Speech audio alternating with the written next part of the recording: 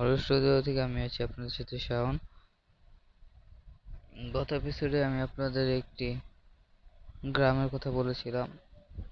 একটি গ্রামের ভৌতিক কাহিনী, কালো জাদুর কথা শেয়ার করেছিলাম।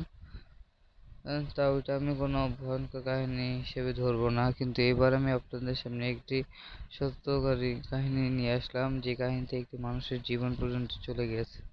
বেশি কথা না বলে আমি আমার ঘটনায় চলে যাব। আশা করি আপনারা ঘটনাটি মন দিয়ে শুনবেন। ঘটনাটি হলো একটি ছেলের, যে গ্রামে থাকতো, কুমিল্লা জেলা। আর আহ, গ্রামের নামটা আমি ভুলে গেছি, যে কারণে দুঃখিত, আমি বলতে পারছি না। যাই হোক, কুমিল্লা জেলার ঘটনাটি। আমরা বাচ্চারা আমাদের বাচ্চারা অনেক দুষ্টামি করে। আমরা খেলাধুলা যখন করি তখন আমাদের দিন দুনিয়ার খবর থাকে না, এটাই স্বাভাবিক। এইরকম একটি ছেলে সারাদিন খেলাধুলার উপরে ছিল। তার মা সকাল থেকে তাকে বলছে গোসলে যাও, গোসলে যাও, গোসলে যাও, কিন্তু ছেলেটা গোসল করে না। ছেলেটার নাম আমি আপনাদের বলে নিই, ছেলেটার নাম ছিল ফরহাদ। তা ফরহাদ তখনও গোসলে গেল না। একটা সময় সন্ধ্যা হয়ে যায়। তা তার মা তাকে ভয় দেখায়, মার দিবে যদি এখনো গোসলে না যাও। যাই হোক, ছেলেটা তখন মায়ের মায়ের ভয়ে মায়ের ভয়ে গোসলে গেল। সন্ধ্যার সময় গ্রামের পুকুরের ধারে সে গোসলে গেল। তাদের গ্রামের পুকুরটা একটু বর্ণনা আমি আপনাদের দিই। আর কারণ আমি ওই পুকুরটা দেখছি, আসলে আমি ওই জায়গায় গেছি। এরপরে যা খবর নিয়ে ঘটনাটা জানতে পারলাম, হ্যাঁ ঘটনাটা সত্য। যে তার গ্রামের যে পুকুর, সে পুকুরে একপাশে বাঁশঝাড় আর একপাশে কবরস্থান। তা এছাড়াও ওই পুকুরটা একটা নদীর সাথে বন্ধন করা, কিংবা ওই পুকুরটা মনে হয় একটু ভয়ঙ্কর, সবার লোক মুখে শোনার কথা। যাই হোক, আসল কাহিনীতে চলে যাই। তার ছেলেটা গোসলে নামলো, নামার সময় পুকুর পাড়ে তখন কেউ ছিল না, কিন্তু লোকটা ছেলেটা একটা লোককে দেখতে পেলো, ফরহাদ। তো ওই লোকটা তখন ছেলেটাকে বলতেছে যে গোসল করতে আসছো? ছেলেটা বললো হ্যাঁ। লোকটা বললো তাহলে চলো একসাথে আমরা গোসল করি। তারপর আর ছেলে মানুষ, সে বললো ঠিক আছে চলো একসাথে গোসল করি।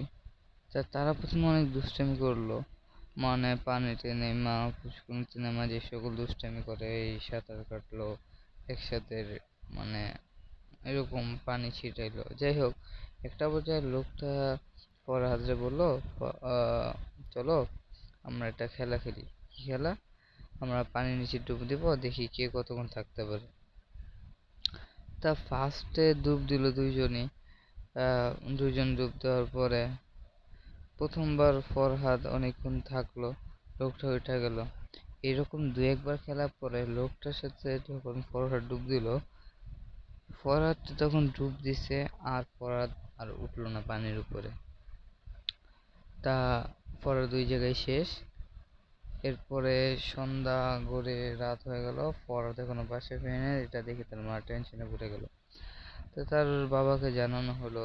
তার বাবা গ্রামের মানুষদের নিয়ে খুঁজে শুরু করলো। তা একটা পর্যায়ে খুঁজতে খুঁজতে ফরহাদকে পাওয়া গেল না। রাত প্রায় শেষের দিক, সারা রাত চলে গেল, খুঁজে পেল না। এর পরের দিন সারা দিন খুঁজলেও পেল না। পুরো পুকুরে পানি উঠানো হলো, মেশিন এনে, যে তাড়াতাড়ি খুঁজে বের করার জন্য, পেল না।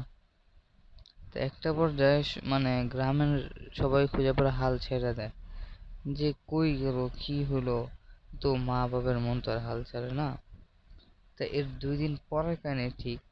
এই পুকুরটার পাশে একটি ক্ষেতের জমি ছিল, যেখানে চাষ করা হতো।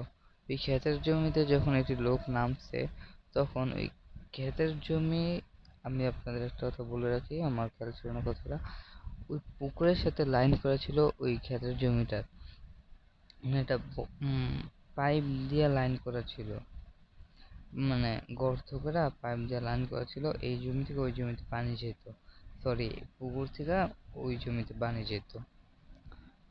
তা ওই লোকটা ইসের ভিতরে, ক্ষেতের ভিতরে একটা আঙ্গুল দেখে তখন যখন আঙ্গুলে হাত দেয় তখন দেখতে পারে পাইপের ভিতরে ফরহাদের লাশ আটকে আছে।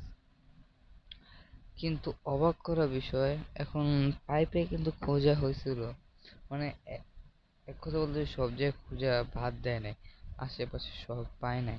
কিন্তু 2 দিন পরে আজকে ফজরের সময় একজন লোক এইভাবে ফরহাদের লাশটা পাওয়া গেল। যাই হোক, ফরহাদের লাশ উঠাইলো, উঠাইয়া লাশের গায়ে যা দেখলো তা দেখে তাদের কিছু জিনিস তাদের বোঝা হয়ে গেছে। কারণ আমি গ্যারান্টি দেবো না যে ফরহাদরে কে মারছে, আমি বলবো না কে মারছে এখানে, কিন্তু আমরা এতটুকু বুঝে তো নিতে পারি যে এইরকম কোনো মানুষের কাজ হতে পারে না। যেভাবে ফরহাদের মৃত্যু হলো, ফরহাদ উঠানোর পর তার শরীরে কিছু ক্ষতস্থান দেখা গেছে। কেমন ক্ষতস্থান যা বলার মতো না, মানে তার ঘাড়ে অনেক বড় বড় নখের আঘাত, হাতের চিহ্ন তার পিঠে, তার শরীরে তাকে অনেক টর্চার করা হয়েছে, এটা তার লাশ দেখে বোঝা গেছে। যাই হোক, এরপরে তাকে দাফনের কাজ সম্পন্ন করা হলো। আর এই ছিল আমার কাহিনী। আমার কাছে কুমিল্লা ওই গ্রামের আরো অনেক কাহিনী আছে, কারণ ওই গ্রামে আমি যাওয়ার পর একটা না আর অসংখ্য কাহিনী পেয়েছি। আমি যতটুকু শুনেছি, মানে তাদের ওই মহল্লাটা পুরোটাই নাকি অনেক ভয়ঙ্কর। আপনারা যারা আমার ঘটনাটি শুনছেন তারা এতটুকু বিশ্বাস করতে পারেন, যদি আপনারা চান আমি ঘটনার স্তরটি জায়গাটি কালেক্ট করে আপনাদের দেব যারা চান। আর যারা যারা নতুন আরো ভালো ঘটনা শুনতে চান অবশ্যই কমেন্ট করবেন। আর যদি আপনারা চান আমি আপনাদের কাছে আরো ঘটনা শেয়ার করব ইনশাআল্লাহ। আজকে এই পর্যন্তই। আল্লাহ হাফেজ, ভালো থাকবেন।